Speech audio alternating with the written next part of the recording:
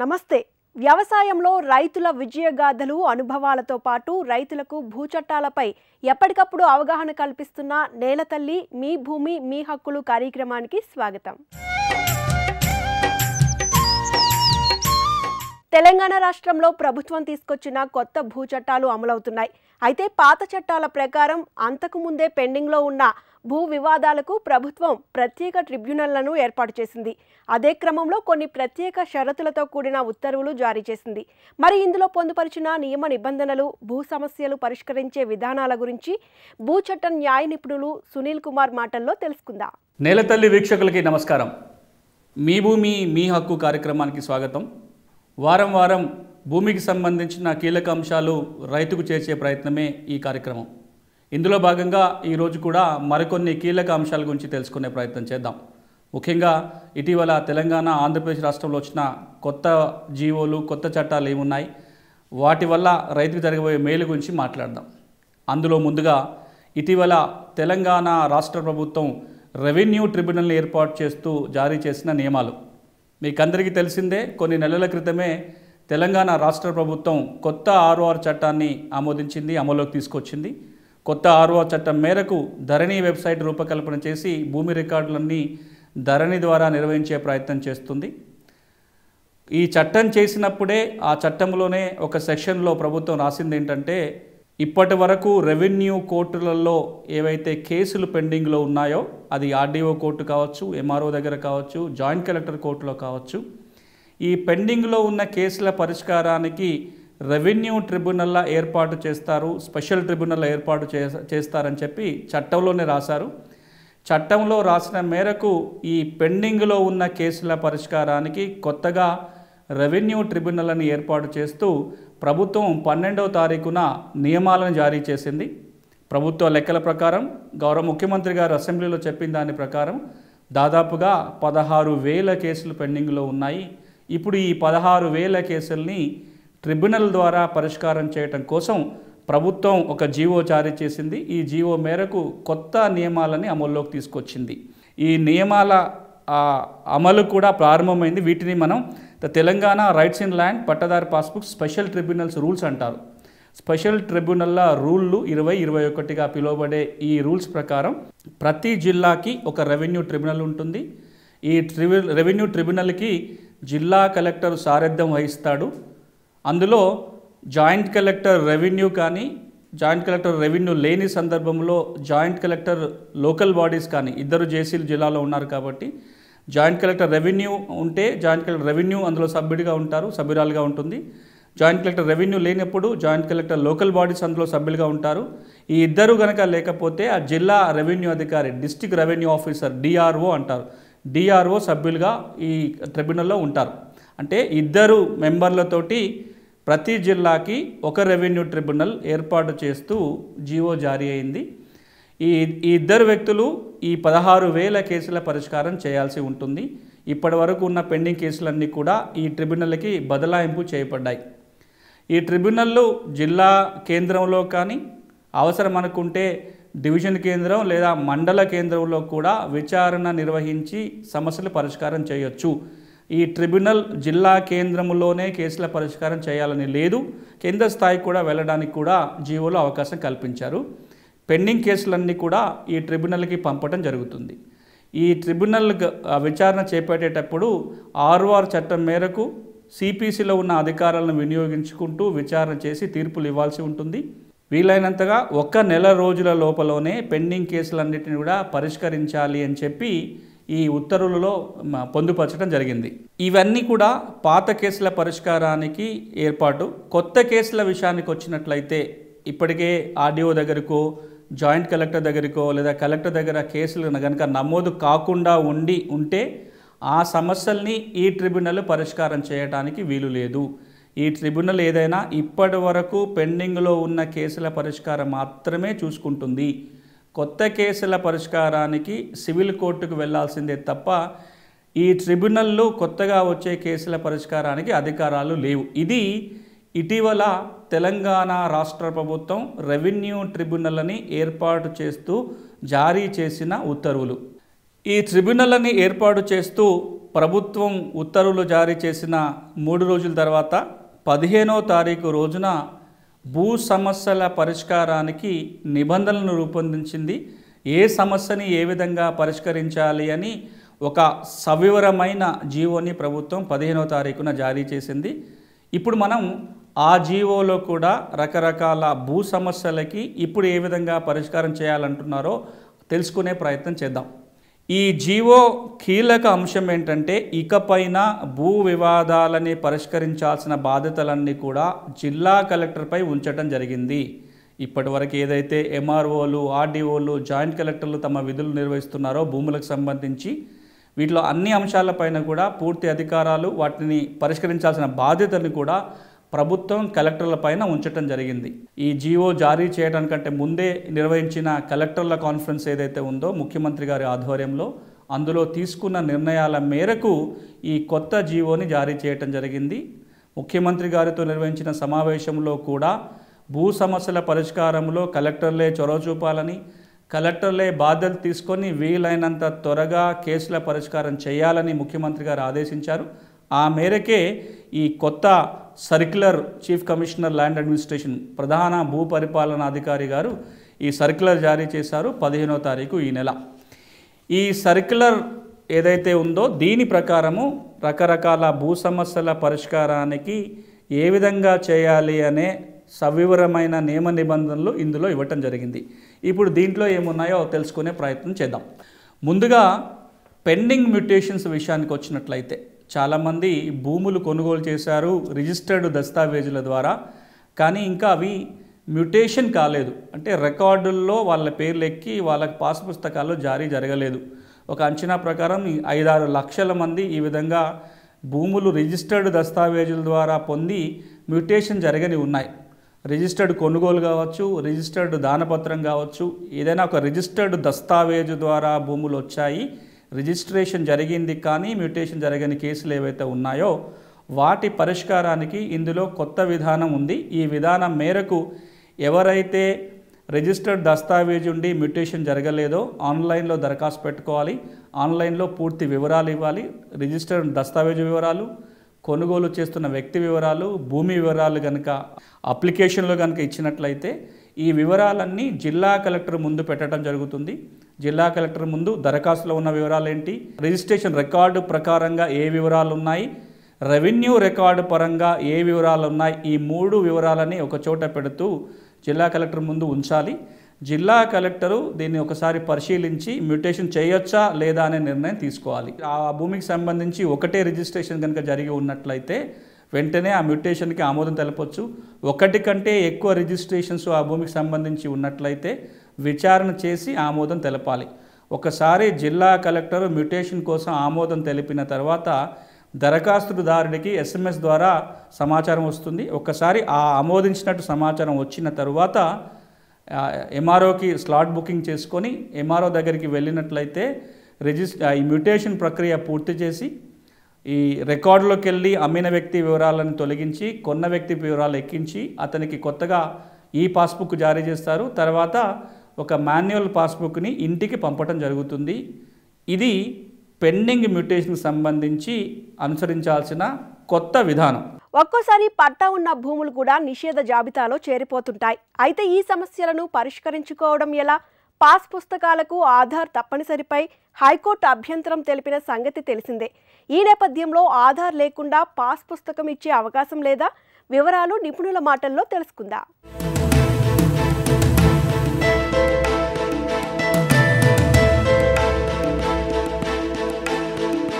కంపెనీలు భూములు కొనుగోలు చేస్తే ఈ కంపెనీలకు పాస్ పుస్తకాలు ఇవ్వాలా వద్దా అన్న దాని మీద చాలా అనుమానాలు ఉన్నాయి. ఆ అంశం మీద కూడా ప్రభుత్వం క్లారిటీ ఇచ్చింది. ఎవరైతే సంస్థలు కానీ కంపెనీలు కానీ భూములు కొనుగోలు చేసినట్లయితే వారి పేరు మీద కూడా పాస్ పుస్తకాలు జారీ చేయొచ్చు. కానీ ఆ పాస్ పుస్తకంలో కంపెనీ పాస్ పుస్తకం అని రాసి ఉంటుంది. ఇది ఎందుకు అంటే రైతు బంధు విషయాలకు వచ్చినప్పుడు కానీ ఇతరత్ర రైతులకు వెళ్లాల్సిన లబ్ధి విషయంలో ఒక క్లారిటీ ఉండటం కోసం కంపెనీ పాస్బుక్ అని అందులో రాయటం జరుగుతుంది. ఎవరైతే కంపెనీలు భూములు కొనుగోలు చేసి పాస్ పుస్తకాలు లేని వాళ్ళు ఉన్నారో ఇంత మునుపు నేను చెప్పిన పద్ధతిలో దరఖాస్తు చేసుకొని పాస్ పుస్తకాలు పొందడానికి ఉంటుంది. కొత్తగా భూములు కొన్నట్లయితే కొత్తగా భూములు కొన్న కంపెనీలకి కూడా ఈ పాస్బుక్ అదేవిధంగా మాన్యువల్ పాస్బుక్ కూడా జారీ చేసే అవకాశాన్ని ఈ కొత్త నిబంధనలు కల్పిస్తున్నాయి. ఇక మూడో కీలకమైన సమస్య ఏంటంటే ఎన్ఆర్ఐల విషయానికి వచ్చినట్లయితే ఎవరైతే ఈ రాష్ట్రానికి చెందిన వాళ్ళు ఇతర దేశాలలో ఉంటున్నారో నాన్ రెసిడెంట్ ఇండియన్స్ వారికి కనుక ఇక్కడ భూములు ఉన్నట్లయితే ఆ భూములకు పాస్ పుస్తకాల పరిస్థితి ఏంటి, వారు పాస్ పుస్తకాలు పొందడానికి అర్హత ఉందా లేదా అనేది మీద కొంత గందరగోళం నెలకొని ఉంది. ఈ అంశంలో కూడా ప్రభుత్వం ఒక క్లారిటీ ఇస్తూ ఎన్ఆర్ఐలకు కనుక భూములు ఉన్నట్లయితే వారు కూడా పాస్ పుస్తకం పొందొచ్చు. ఆధార్ లేకపోయినా వారి పాస్ పుస్తకం నంబరు, వారి వీసా వివరాలు, వారు ఎక్కడుంటున్న వివరాలన్నీ కనుక ఆన్లైన్ దరఖాస్తు కనుక చేసుకున్నట్లయితే ఈ దరఖాస్తులు కూడా ముందు కలెక్టర్ పరిశీలన చేయాలి. కలెక్టర్ కనుక దీన్ని ఆమోదం తెలిపితే ఎంఆర్ఓ రెవెన్యూ రికార్డులో నమోదు చేసి ఈ పాస్ పుస్తకాన్ని ఆ సంబంధిత ఎన్ఆర్ఐకి పంపించడం జరుగుతుంది. వారు ఆ ఈ పాస్ పుస్తకాన్ని ప్రింట్ తీసుకోవడానికి అవకాశం ఉంటుంది. ఈ విధంగా ఎన్ఆర్ఐలు కూడా కొత్త విధానం ప్రకారము తెలంగాణలో కనుక వ్యవసాయ భూములు ఉన్నట్లయితే ఆ భూములకి వారు పాస్ పుస్తకాలు పొందడానికి ఈ కొత్త నియమాలు అవకాశం కల్పిస్తున్నాయి. మరో సమస్య ఆధార్ నెంబర్ లేకపోతే చాలామందికి తమ ఆధార్ వివరాలు ఇవ్వలేదని చెప్పి లేదా ఆధారు లేదని చెప్పి పాస్ పుస్తకాన్ని పెండింగ్లో పెట్టడం జరిగింది. ఇట్లా ఏ విధంగా అయితే ఆధారు లేదు అని పాస్ పుస్తకాలు రాకుండా ఉన్న వ్యక్తులు అయితే ఉన్నారో వారు మరొకసారి ఇప్పుడు దరఖాస్తు చేసుకోవచ్చు. తమ ఆధార్ వివరాలని కనుక ఇస్తూ దరఖాస్తు పెట్టుకున్నట్లయితే కలెక్టర్ ఆమోదం తెలిపితే ఆ వ్యక్తులందరికీ కూడా ఎంఆర్ఓ ఇప్పుడు కొత్తగా పాస్ పుస్తకం జారీ చేయడానికి ఈ కొత్త నిబంధనలు అవకాశం కల్పిస్తున్నాయి. కానీ ఇక్కడ ఈ ఆధార్ నెంబర్ కావాలని ప్రభుత్వం అడుగుతుందో ఈ అంశం మీద కొంత స్పష్టత ప్రభుత్వం ఇవ్వాల్సి ఉంటుంది. ఒక పక్కన తెలంగాణ హైకోర్టు ఈ అంశం విషయానికి వచ్చినట్లయితే ఆధార్ వివరాలు అడగొద్దు అని చెప్పింది.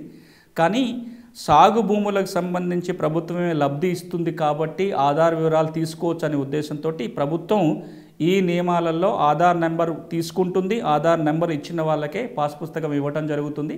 ఇప్పటివరకు ఎవరైతే ఆధార్ సంఖ్య ఇవ్వలేదో వారు ఇప్పుడైనా సరే తమ ఆధార్ వివరాలు ఇచ్చి పాస్ పుస్తకం పొందడానికి మరొకసారి అవకాశం ప్రభుత్వం కల్పించింది. ఇక మరొక సమస్య పాస్ పుస్తకంలో విస్తీర్ణం హెచ్చుతగ్గులు ఉండటం.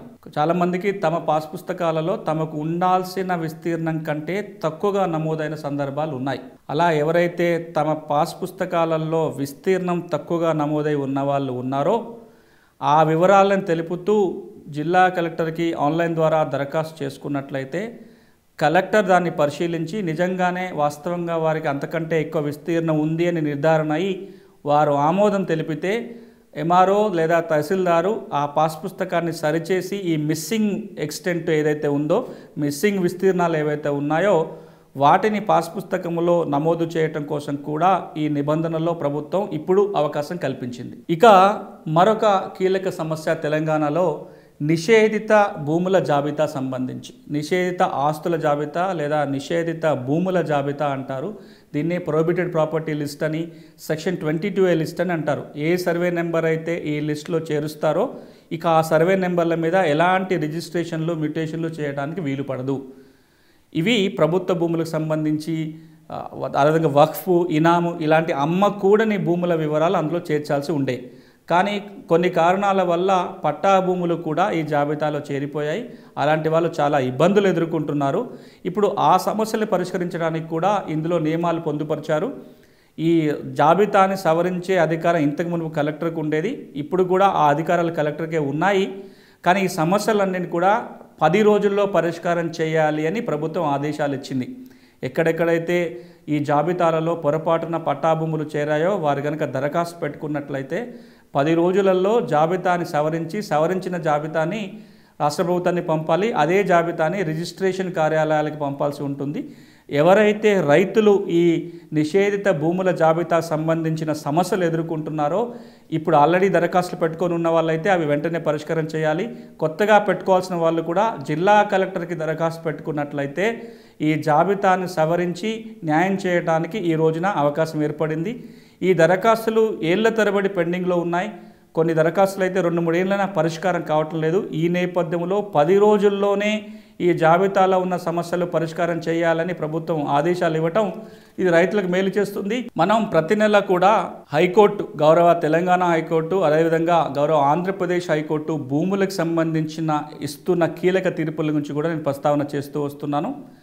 ఈరోజు కూడా గత 2-3 నెలల్లో గౌరవ ఆంధ్రప్రదేశ్ హైకోర్టు అదేవిధంగా తెలంగాణ గౌరవ హైకోర్టు ఇచ్చిన భూమి సంబంధించిన తీర్పుల గురించి కూడా ఇప్పుడు నేను ప్రస్తావన చేస్తా.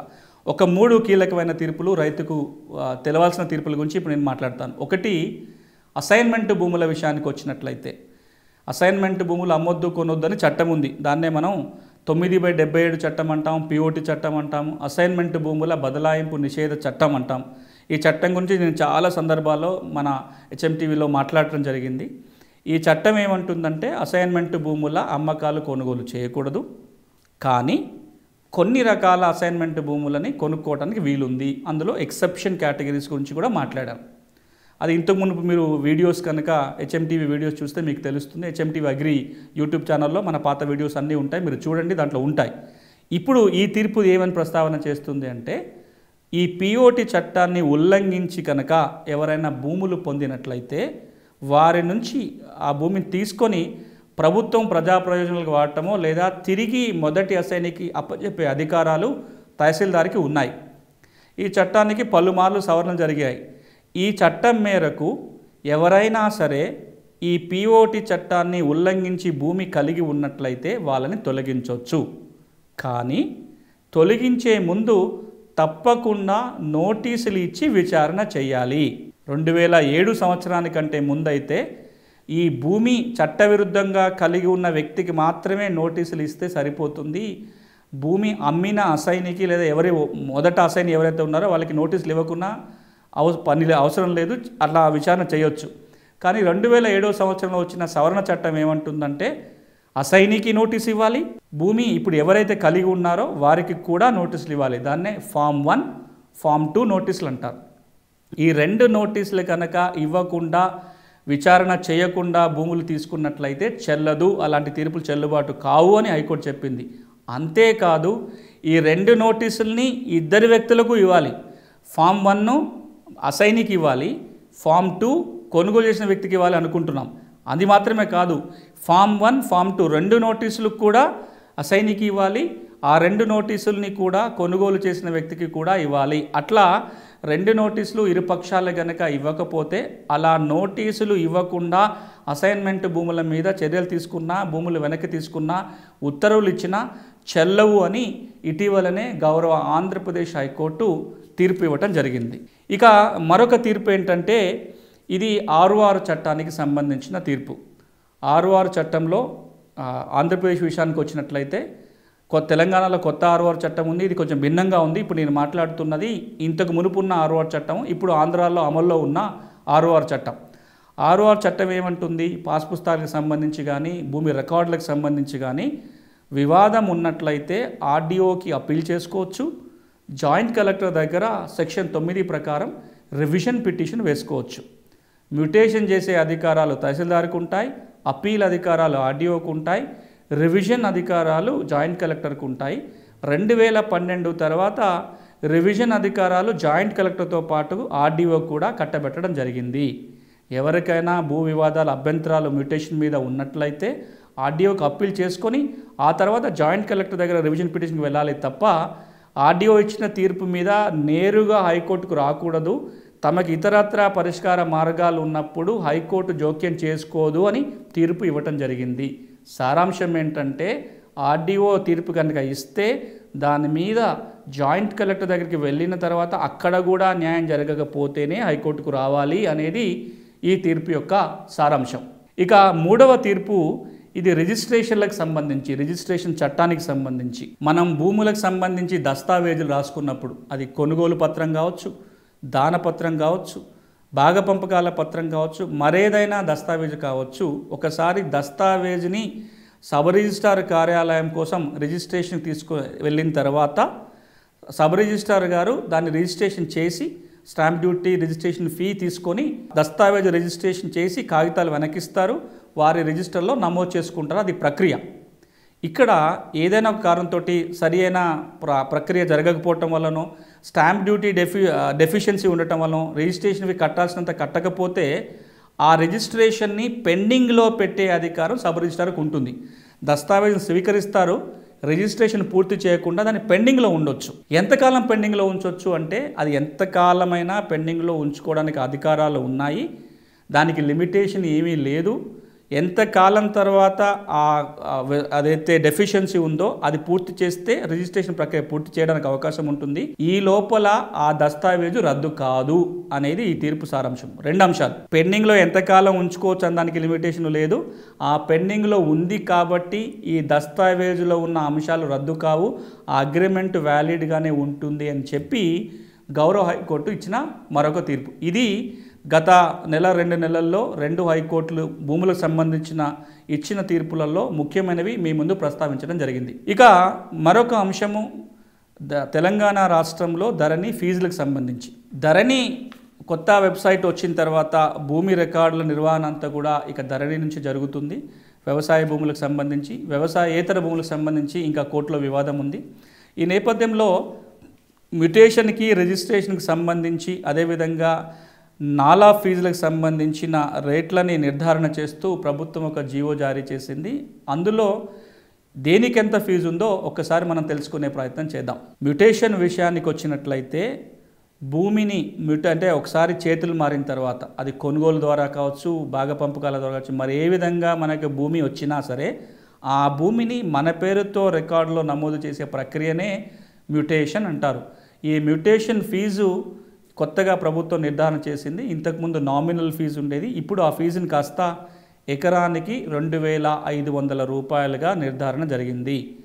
ఏ భూమినైనా మన పేరుతో మ్యుటేషన్ చేయించుకోవాలనుకుంటే చట్టబద్ధంగా హక్కులు ఉండాలి. ఆ హక్కులు మనకు దఖలు పడినట్లయితే మ్యుటేషన్ చేయించుకోవడానికి ఎకరానికి 2,500 రూపాయలు ఫీజు కట్టాల్సి ఉంటుంది. అదేవిధంగా మనకి పాస్ పుస్తకం కావాలి అంటే ఇప్పటికే కనుక రైతు దగ్గర పట్టాదారు పాస్ పుస్తకం ఉన్నట్లయితే ఇంకా ఎన్నిసార్లు భూమి పొందినా అదే పాస్ పుస్తకంలో నమోదు చేసి ఇస్తారు. కొత్తగా పాస్ పుస్తకం కావాలన్నట్లయితే 300 రూపాయలు ఫీజు చెల్లించాల్సి ఉంటుంది పట్టాదారు పాస్ పుస్తకం కోసం. నాలా ఫీజు విషయానికి వచ్చినట్లయితే హైదరాబాదులో భూమి బేసిక్ విలువలో 2%, హైదరాబాదు బయట 3% నాలా ఫీజుగా కట్టాల్సి ఉంటుంది. వ్యవసాయ భూమిని వ్యవసాయేతర అవసరాలకు వాడుకోవాల్సి వచ్చినట్లయితే 2% లేదా 3% ఫీజు కడితే వ్యవసాయ భూమిని వ్యవసాయేతర భూమిగా మార్చుకోవడానికి అవకాశం ఉంటుంది. ఇది మ్యుటేషను మరియు నాలా ఫీజు. ఇక స్టాంప్ డ్యూటీ రిజిస్ట్రేషన్ ఫీజు విషయానికి వచ్చినట్లయితే రకరకాల డాక్యుమెంట్లకి వేరువేరుగా stamp duty, transfer duty, registration ఫీజుని నిర్ధారణ చేస్తూ ప్రభుత్వం ఒక జీవో జారీ చేసింది. దాని ప్రకారం మీరు ఇక్కడ ఏదైతే చూస్తున్నారో ఇవి ఇప్పుడు కొత్తగా ఉన్న stamp duty, registration fee, transfer duty యొక్క వివరాలు ఈ స్క్రీన్ మీద మీకు ఏవైతే కనపడుతున్నాయో 1%, 2% ఈ పక్కన కనపడుతుంది, ఇదంతా స్టాంప్ డ్యూటీ. ఆ లాస్ట్లో మీకు కనపడుతున్నదే రిజిస్ట్రేషన్ ఫీ యొక్క వివరాలు, మధ్యలో ఉన్నది ట్రాన్స్ఫర్ డ్యూటీ వివరాలు. ఇవన్నీ కూడా ధరణి వెబ్సైట్లో అందుబాటులో ఉన్నాయి. ఈ ఫీజు వివరాలు పూర్తిగా తెలుసుకోవాలనుకున్నట్లయితే ఏ డాక్యుమెంట్కి ఎంత ఫీజు ఉందో తెలవాలి అంటే ఒకసారి ధరణి వెబ్సైట్కి వెళ్ళి పరిశీలన చేయండి. అందులో ఈ ఫీజు వివరాలన్నీ కూడా ఉన్నాయి. ఇది తెలంగాణలో వచ్చిన ఫీజు మార్పులు, వాటి వివరాలు.